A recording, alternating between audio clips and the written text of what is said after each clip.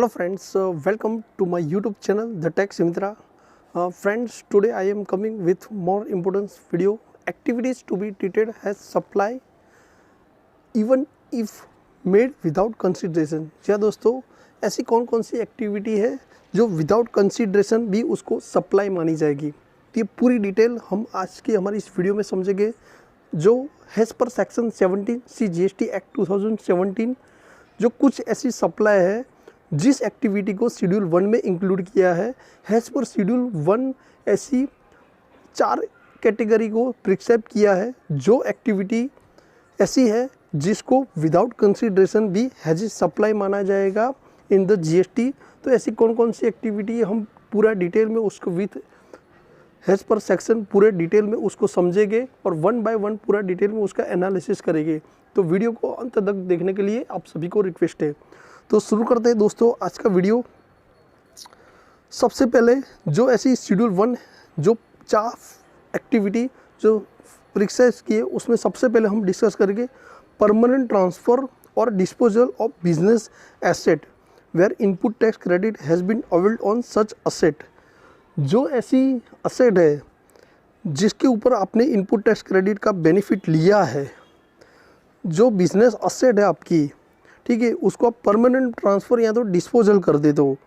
तो ऐसी एक्टिविटी है जिसमें विदाउट कंसिडरेशन भी समझते हम उसको where business asset are transferred permanently, हम उसको परमानेंटली ट्रांसफ़र कर रहे हैं and input tax credit has already been availed, जिस पर हमने input tax credit already availed किया है would be considered as a supply. तो इसको GST में हैज ए सप्लाई माना जाएगा। Has to be paid accordingly and GST has to be paid, तो उसको हमको GST पे करना पड़ेगा इस केस में। However entry number 1 of schedule 1 has applicable only in case where the business asset is dispose of after availing input tax credit, यानी कि इनपुट टैक्स क्रेडिट अवेल्ड करने के बाद हम जो उसको बिजनेस एसेट है उसको डिस्पोज कर रहे हैं। If not input tax credit has been availed on such business asset, अगर हमने उस पर बिजनेस एसेट पे ITC नहीं ली then there would not be any GST payable on such disposal. तो ये बात भी आपको ध्यान में रखनी है।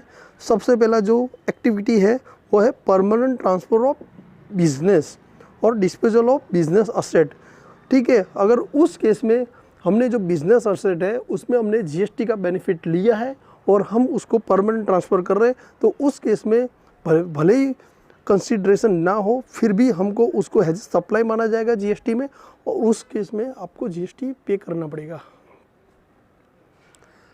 लेकिन जिस केस में आपने उसका ITC का बेनिफिट नहीं लिया, if not take credit has been availed on such business asset there would not be any GST payable on such disposal. तो उस केस में अगर आपने GST का बेनिफिट नहीं लिया तो उसको हैज़ ए जब ट्रांसफ़र करेंगे तो GST पेएबल करने की ज़रूरत नहीं है।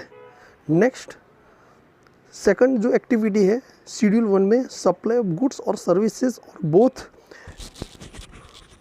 बिटवीन रिलेटेड पर्सन और बिजनेस डिस्टिंक्ट पर्सन है स्पेसिफाइड इन सेक्शन 25, यानी कि जो business related person between district और between district person as specified in section 25 when made in the course of furtherance of business furtherance के case में जो related person है या तो डिस्टिंक्ट पर्सन है, ठीक है, तो उस केस में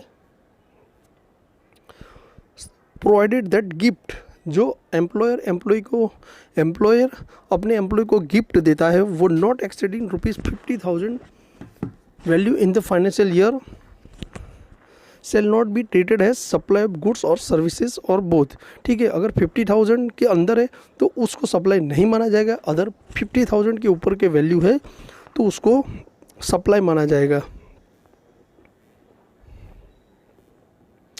late us understand about the related person. इसमें हमको रिलेटेड पर्सन को समझना पड़ेगा। Given has per explanation to section 15 of CGST act, जो बात करेंगे हम रिलेटेड पर्सन की। Person shall be deemed to be related person if such person are officer और डायरेक्टर ऑफ अनदर बिजनेस, ठीक है। 1 सेकंड ये है कि such person are legally recognize partner in business, तो उसको भी हम रिलेटेड पर्सन मानेंगे। Such person are employer and employee, ये दोनों भी रिलेटेड पर्सन माने जाएंगे एक दूसरे के।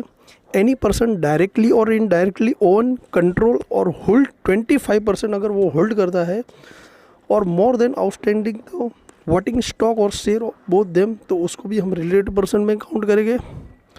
वन ऑफ देम डायरेक्टली और indirectly control the other, both there are directly or indirectly controlled by a third person. Together they directly or indirectly control third person. They are member of the same family.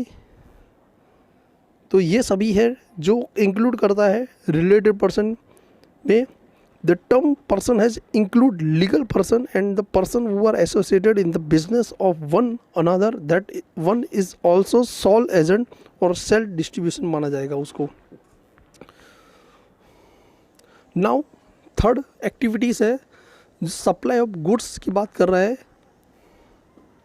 Bye principal to his agent, जो principal है अपने agent को, where the agent undertaken to supply such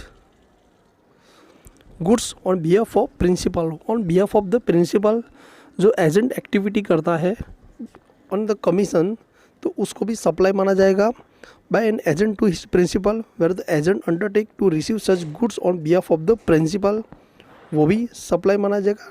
now let's understand the meaning of agent and principal. ये भी हमको समझना बहुत ही ज़रूरी है कि प्रिंसिपल एजेंट का मीनिंग क्या होता है, जो डिफाइन करता है एज पर सेक्शन 2 सबसेक्शन 88। जो प्रिंसिपल की बात करें तो a person on was behalf an agent carry on the business of the supply और receipt of the goods and services और both as per section 2 subsection 5 of CGST act, जो कहता है कि agent means including a factor, broker, commission agent, ऐसी auctioneer और any other mercantile agency by whatever name called, वो carry on supply और receipt of goods or services or both on behalf of another. Another means principal. For import of service, जो last activity की हम discuss करेंगे वो है import of service by taxable person from a related person outside India, from any of his other establishments so outside the India in course of further business।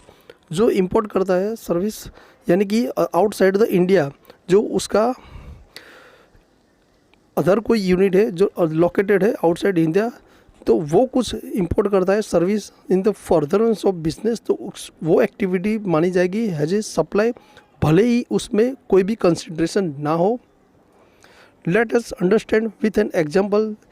A limited USA, the holding company B limited उसकी जो India में है, B Limited import business consultancy service from A Limited in the course of furtherance of business, then the aforesaid importation of the service shall be fall within the ambit of term supply मानी जाएगी and B Limited shall be liable to pay IGST। तो B जो import करता है उसकी parent company है foreign में, तो उससे वो B मटेरियल जो भी इंपोर्ट करता है, तो उस केस में भले ही उसमें कोई भी ट्रांजैक्शन ना हुआ विदाउट कंसिडरेशन, फिर भी उसको सप्लाई माना जाएगा और उसको IGST पे करना पड़ेगा। तो ये पॉइंट थे जिसको गवर्नमेंट ने डिफाइन किया है सेक्शन 7 में।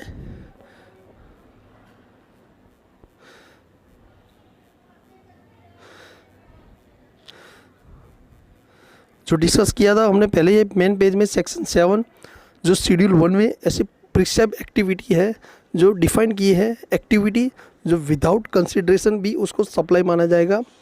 ठीक है दोस्तों,